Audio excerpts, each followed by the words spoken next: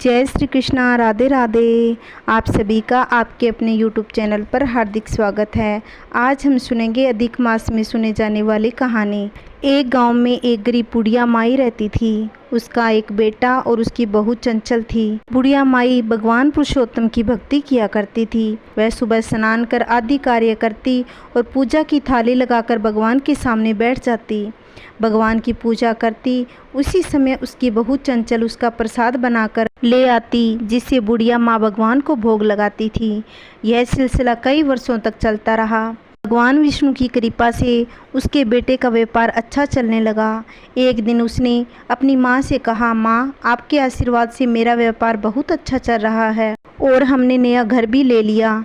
कुछ दिनों बाद हम नए घर में चले जाएंगे। यह सुनकर बुढ़िया माई ने कहा, बेटा, यह तो बहुत खुशी की बात है, लेकिन बेटा, तुमने नए घर में भगवान का मंदिर बनवाया है कि नहीं? उसकी बहू चंचल ने कहा, माँ जी, आप सारा दिन पूजा पाठ में लगी रहती हो, वहाँ जाकर भी यही सब करना है, इसीलिए हमने सोचा है कि आप यहीं रहो। वहाँ जाकर क्या करोगी? आपका खर्चा यहीं भिजवा देंगे। नए घर में हम दोनों ही जा रहे हैं। यह सब सुनकर बुढ़िया माई को बहुत ही आश्चर्य हुआ। उसने अपने बेटे से कहा, बेटा, बहू क्या बोल रही है? इन्हीं की कृपा से हमें ये सब मिला है और तू उन्हें ही भूल गया। बेटा बोला, माँ, ये सब मेरी मेहनत का फल है। आपकी बहू सही तो कह रही है, आपका खर्चा यहीं भिजवा देंगे। आप इतने बड़े घर में जाकर क्या करोगी? यह सुनकर बुढ़िया रोने लगी। बुढ़िया दिन रात भगवान विष्णु से प्रार्थना करने लगी, हे भगवान, मेरा बेटा ना समझ है, उसे कोई दंड मत देना। उसे एक ना एक दिन अपनी गलती का एहसास होगा। वह आपकी शरण में जरूर आएगा। उसे माफ़ कर दीजिए। अगली सुबह बुढ़िया स्नान आदि कामों से निर्वित होकर भगवान का प्रसाद बनाती। भगवान का भजन पूजन करके प्रसाद ग्रहण करती। कभी कभी तो प्रसाद ग्रहण करके ही संतोष कर लेती। एक दिन बुढ़िया घर के बाहर बैठी थी, तभी उनके पड़ोस की एक औरत वहां आई। बुढ़िया माई ने उनसे कहा कि बेटा, मुझे बाजार से घर का राशन ला दे, सारा घर का सामान खत्म होने वाला है। वह औरत बाजार से सारा सामान लेकर आ गई और रसोई में सब रख दिया। जाते जाते उस औरत ने बुढ़िया माई से पूछा, माँ जी, आपको बहू बेटे ने नहीं बुलाया? आपके बेटे ने पूरे गांव में दावत दी नए घर बनाने की खुशी में। तो बुढ़िया माई बोली, जो मेरे श्री हरि का न हो सका वह मेरा नहीं हो सकता। यह सब सुनकर वह औरत चली गई। ऐसे ही समय बीतता गया। बुढ़िया बहुत कमज़ोर होने लगी। अब उससे भगवान का प्रसाद नहीं बनाया जा रहा था। बड़ी मुश्किल से प्रसाद बनाती और उसे खाकर संतुष्टि कर लेती। एक दिन बुढ़िया पूजा करने के बाद भगवान के पास बैठकर रोने लगी। उन्होंने कहा, प्रभु, अब मेरा इस संसार से मन भर गया है। आप मुझे आपकी शरण में ले लीजिए। और कितना कष्ट सहन करना पड़ेगा आपसे मिलने का। यह कहकर वह भगवान का भजन करने लगी।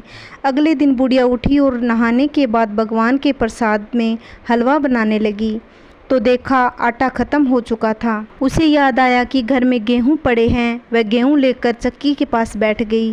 बुढ़िया इतनी कमज़ोर हो गई थी कि उससे चक्की चल ही नहीं रही थी। यह सब देखकर बुढ़िया रोने लगी। उन्होंने प्रभु से कहा, प्रभु, अब मेरा शरीर साथ नहीं दे रहा, मेरा नियम टूट जाएगा, मेरे श्री हरि भूखे रह जाएंगे, यह मैं सहन नहीं कर सकती, मुझे शक्ति दो प्रभु, मैं आपका भोग लगा सकूं। इतना कहकर फिर से चक्की चलाने की कोशिश करने लगी, लेकिन चक्की फिर भी नहीं चली। बार बार कोशिश करके वह हार चुकी थी और वह रोने लगी। तभी नीले प्रकाश से पूरा घर भर गया। उन्होंने देखा भगवान स्वयं चक्की चला रहे थे। बुढ़िया यह देखकर आश्चर्यचकित रह गई। भगवान ने कहा, मैया, ऐसे क्यों देख रही हो? मुझे भूख लगी है। बुढ़िया चक्की में गेहूं डाल रही थी और भगवान चक्की चला रहे थे।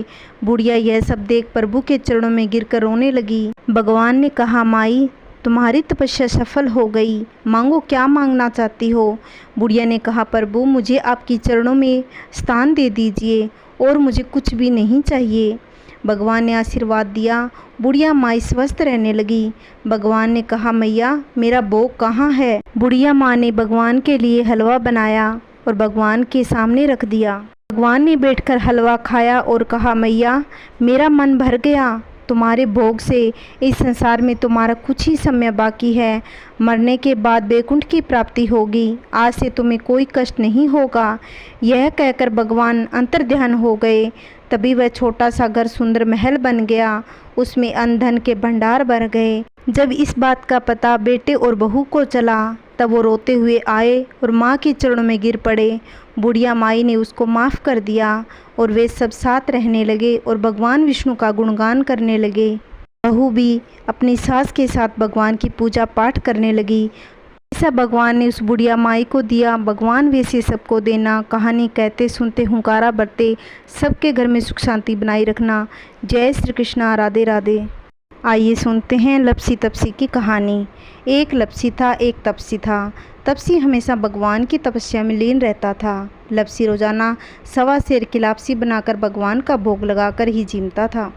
एक दिन दोनों झगड़ा करने लगे। तपसी बोला, मैं रोज़ भगवान की तपस्या करता हूँ, इसीलिए मैं बड़ा हूँ। लपसी बोला, मैं रोज़ भगवान को 1.25 सेर लापसी का भोग लगाता हूँ, इसीलिए मैं बड़ा हूँ। नारद जी वहाँ से गुजर रहे थे। दोनों को लड़ता देखकर रुके। उनसे पूछा कि तुम लड़ क्यों रहे हो। तपसी ने खुद से बड़ा होने का कारण बताया और लपसी ने अपना कारण बताया। नारद जी बोले, तुम्हारा फैसला मैं कर दूंगा। दूसरे दिन लपसी और तपसी नहाकर अपनी रोज़ की भक्ति करने आए तो नारद जी ने छुप करके 1.25 करोड़ की एक अंगूठी उन दोनों के आगे रख दी।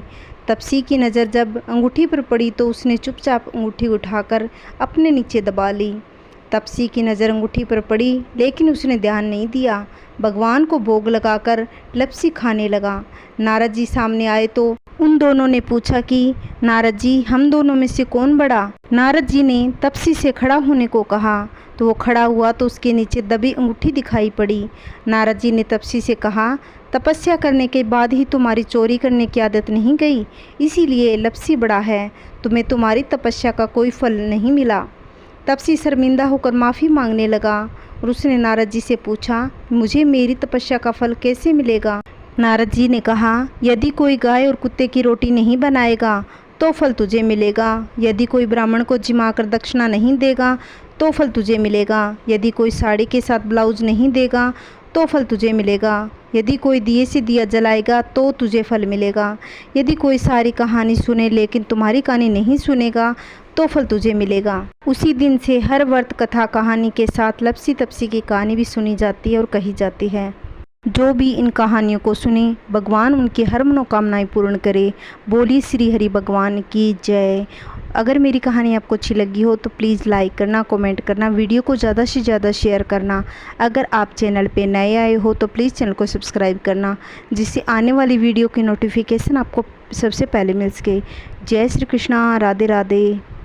हर हर महादेव। ओम नमः शिवाय। ओम नमो भगवते वासुदेवाय।